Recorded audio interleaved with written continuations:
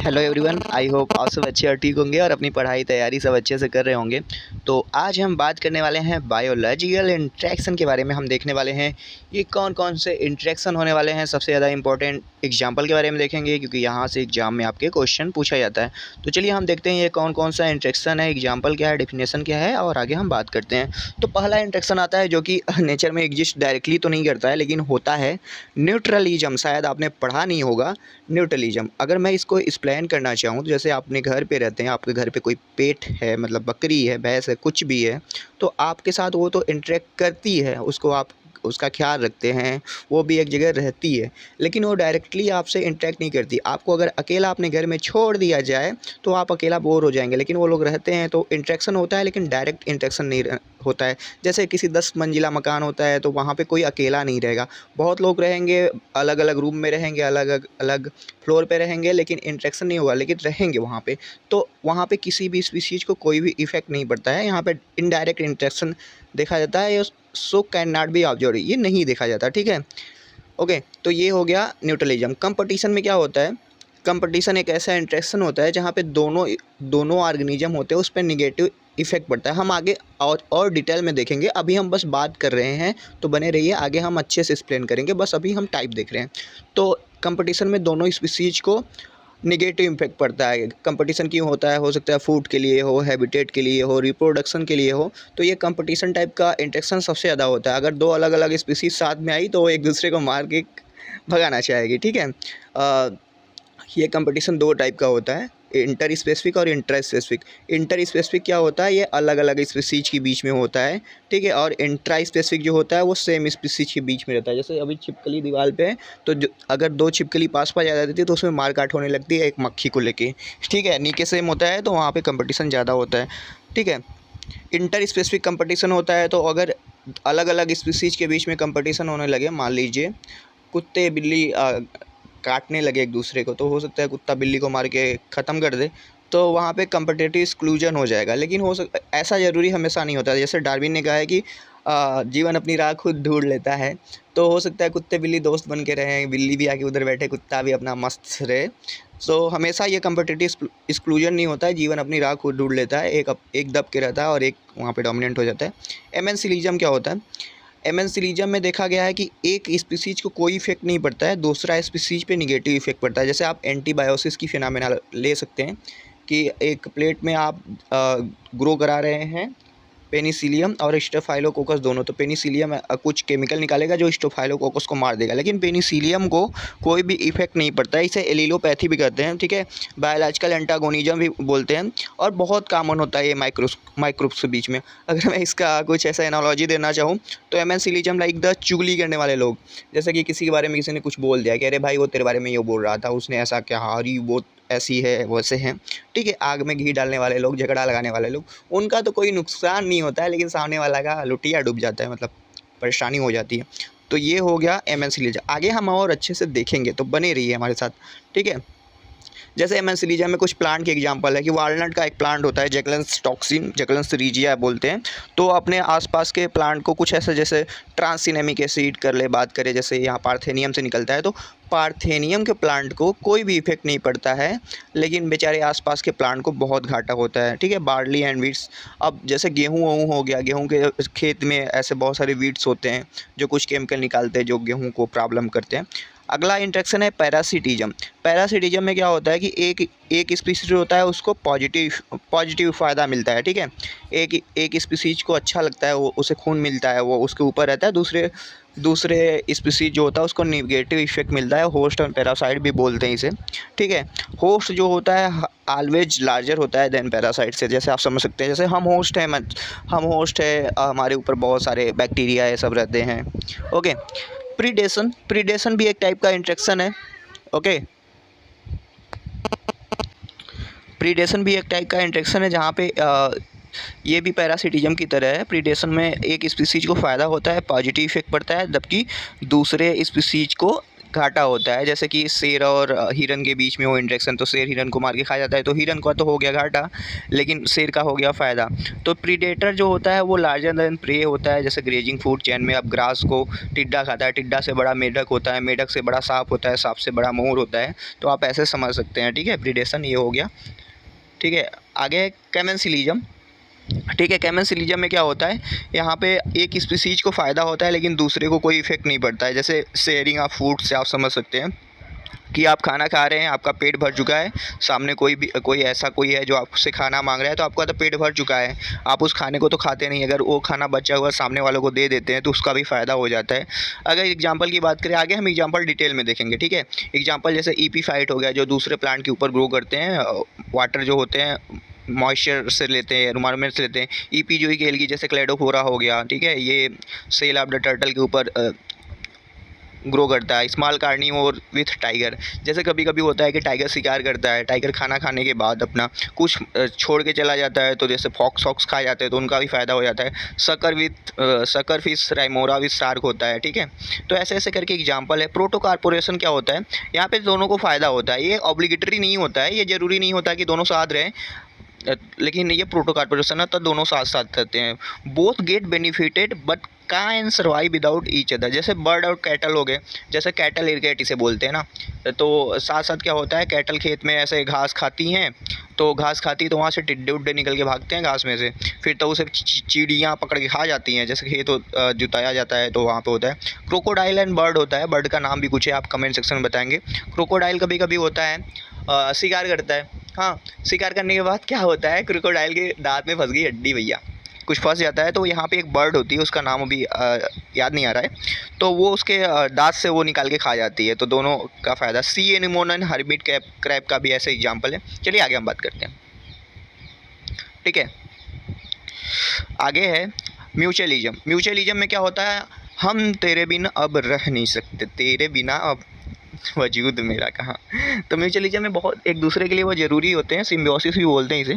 Obligatory भी होता है, फैकल्टेटिव भी होता है, दो टाइप का। ऑब्लिगेटरी में नहीं रह सकते, फैकल्टेटिव में रह भी सकते हैं, तो ऐसे कह सकते हैं भाई एक्सेप्शन है, तेरे बिना रहने भी लगे हैं हम लोग बहुत, ओके। तो दोनों को पॉजिटिव इफेक्ट मिलता है, both get benefited but can survive without each other. जैसे कि लाइकेन हो गया भाई, एल्गी फंजाई, लाइकेन है, अब दोनों को बिना एक दूसरे का एग्जिस्टेंस ही नहीं है, हस्बैंड वाइफ रिलेशनशिप या हेलोटेज में बोलते हैं। माइकोराइजा हो गया, फंजाई का एसोसिएशन होता है, root of the higher plant के थ्रू फास्फेट का एसिमिलेशन करता है। रूमिनेंट हो गए, रूमिनेंट स्टमक, जैसे कैटल के सीकम में क्या होता है, वहाँ पे स्कीरिया कोलाई होता है। अब वहाँ पे स्कीरिया कोलाई ना रहे, ये एक तरह का फैकल्टेटिव होगा, वहाँ पे स्कीरिया कोलाई जैसे वहाँ पे एब्जॉर्प्शन में हेल्प करता है, सेलुलोज के डाइजेशन में। अब राइजोबियम बैक्टीरिया हो गया, rhizobium root nodule formation, rhizobium symbiotic association with the leguminous plant, okay.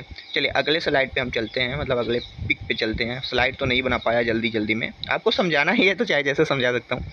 अब हम बात करेंगे पैरासिटिज्म की, थोड़ा सा डिटेल में। ओके, पैरासिटिज्म क्या होता है, पैरासिटिज्म में सब कुछ फ्री में मिलता है। अब एक पैरासाइट है, ठीक है, होस्ट के ऊपर रह रहा है, वो उसे सब कुछ फ्री में मिल रहा है, ठीक है। तो पैरासिटिज्म बहुत सारे प्लांट ग्रुप, एनिमल ग्रुप में देखा गया है, जैसे प्लांट में भी पैरासिटिज्म होता है, semi parasite, stem parasite, root parasite, total root parasite, ऐसे एग्जांपल भी है, मैं वीडियो बना दूंगा आगे, ठीक है। Many parasite have evolve from the host specific and ensure co evolution. अब जैसे पैरासिटिज्म को को इवोल्यूशन भी बोलते हैं, जैसे कि एक रेड क्वीन हाइपोथेसिस होता है, आपको शायद ना पता हो। अगर प्लांट जैसे जैसे एडाप्टेशन करता है, उसके ऊपर रहने वाले पैरासाइट भी एडाप्टेशन करते जाते हैं अपना से। मान लीजिए मैं अगर एनिमल में बात करूँ, जैसे टीनिया की बात करूँ, तो टीनिया हमारे में होता है, टीनियासिस काज करता है, तो उसके स्कोलक्स हो गया, एपिडर्मिस बहुत ठीक होता है, जिससे उसके दवाओं का कोई प्रभाव नहीं पड़ता। तो पैरासाइट साथ साथ चेंज होते रहते हैं होस्ट के। पैरासाइट के एडाप्टेशन की बात करें तो वही मैं बता दिया कि जैसे कि parasite evolve special adaptation such as loss of unnecessary sense organ, presence of adhesive organ suckers, cling on host, loss of digestive system, high reproductive capacity। ये थोड़ा जूलॉजी के पॉइंट हो गया, आप देख सकते हैं। लाइफ साइकिल बहुत कॉम्प्लेक्स होता है, ओके। पैरासिटिज्म के बारे में बस थोड़ा सा आपको जानना है, थोड़ा हो सकता है आपको एडाप्टेशन से पूछ सकता है क्वेश्चन, ठीक है। अब जैसे the human liver food depend upon snail, intermediate host होता है स्नेल, वहाँ पे लार्वा वार्वा कुछ होता है, ये सब जूलॉजी के पॉइंट है, ठीक है। Host become physically weak so it become prey for predator. तो होस्ट क्या होता है, जैसे कभी कभी होता है, जैसे शेर है किसी भी दौड़ा रहा है हिरन को, तो दौड़ते दौड़ते हिरन बेचारा जब वीक पड़ता है तभी उसका शिकार कर लिया जाता है। ठीक है। पैरासाइट, देखिए ये एक पॉइंट है, पैरासाइट कभी नहीं चाहता कि वो होस्ट को मारे। ठीक है। पैरासाइट जो होते हैं ना, जैसे अब हम कहीं भी पैरासाइट रह रहे हैं तो वो नहीं चाहते कि होस्ट मर जाए। भाई होस्ट मर जाएगा तो उनका क्या होगा, वो भी तो साथ साथ उनको या तो होस्ट बदलना पड़ेगा या तो वो मर जाएंगे। तो ऐसा क्या ऐसा पॉसिबल है कि पैरासाइट फूड भी ले ले और होस्ट को कोई फर्क न पड़े? तो पैरासाइट मारना नहीं चाहता है, लेकिन ऐसा पॉसिबल है कि पैरासाइट फूड भी ले ले और होस्ट को कोई इफेक्ट ना पड़े। तो भाई क्यों टोटली हार्मफुल पैरासाइट नहीं बने?